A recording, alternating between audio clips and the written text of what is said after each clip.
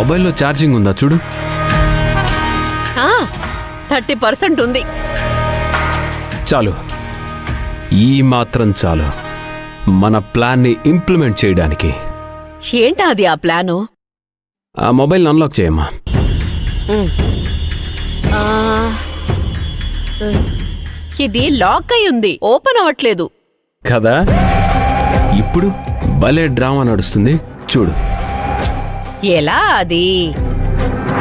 వెళ్ళి శిష్యుని పిలుచుకురామ్మా. పిలుచుకొని రావడం ఎందుకు? పిలిస్తే రాదా ఏంటి? శిశిరా, అమ్మా శిశిరా,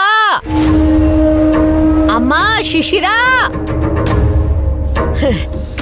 ఏంటో ప్రేమగా పిలవాల్సి వస్తోంది, అంతా నా కర్మ. అమ్మా శిశిరా.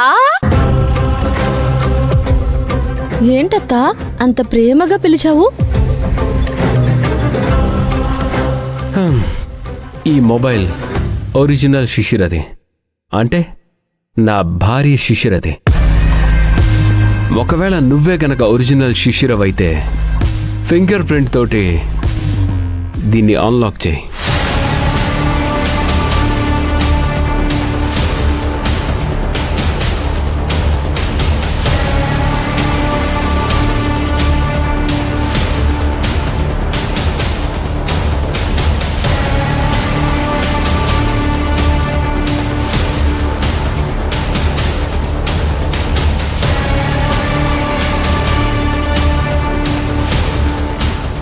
ఏంటి బిత్తర చూపులు చూస్తున్నావు?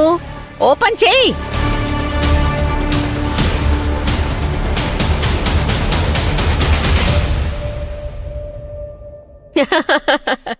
దొరికిపోయావా? ఇప్పుడేం చేస్తావు?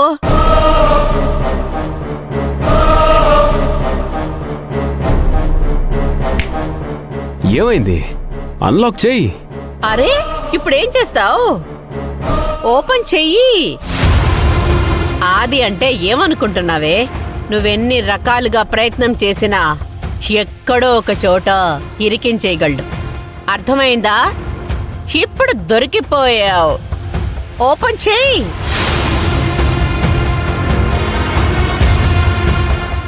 అంత ఈజీగా మమ్మల్ని ఏమార్చలేవు. ఇన్ని రోజులు ఏదో టెక్నికల్ డ్రామాలు ఆడావు. ఇప్పుడేం చేస్తావు మరి? ఇప్పుడు ఒప్పుకో, నువ్వు ఒరిజినల్ శిశిరవి కాదు అని. లేదంటే ఇంట్లో నుంచి తన్ని తగలేస్తాం.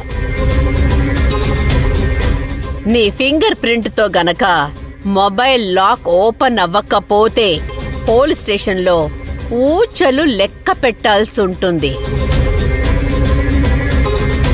ఆలోచించుకో, భవిష్యత్తు గుర్తు తెచ్చుకో.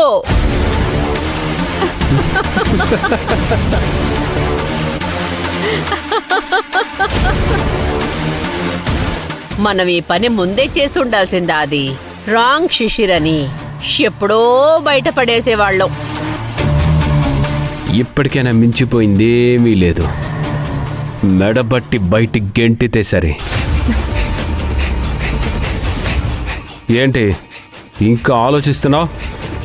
ఎవరి కాళ్ల మీద ముందు పడదామా అని ఆలోచిస్తున్నట్టుంది.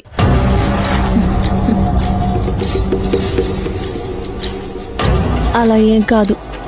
మీకేంటి? ఈ మొబైల్ లాక్ ఓపెన్ చేసి ఇవ్వాలి. అవును, చెయ్యి.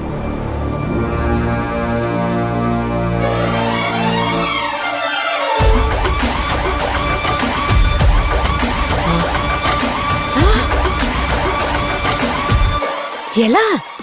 మళ్ళీ ఓపెన్ చేయి.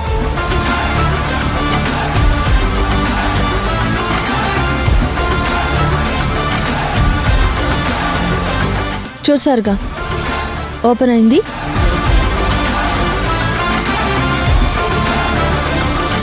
ఇప్పుడు నమ్మకం వచ్చిందా రాజ్? సత్యాన్ని అసత్యం చేయడం అసాధ్యం. బంగారాన్ని ఇనుము అని ప్రూవ్ చేయడానికి ప్రయత్నించే వాళ్ళని బుద్ధిహీనులు అంటారు. ఏమంటారు చెప్పండి? బుద్ధిహీనులు అంటారు.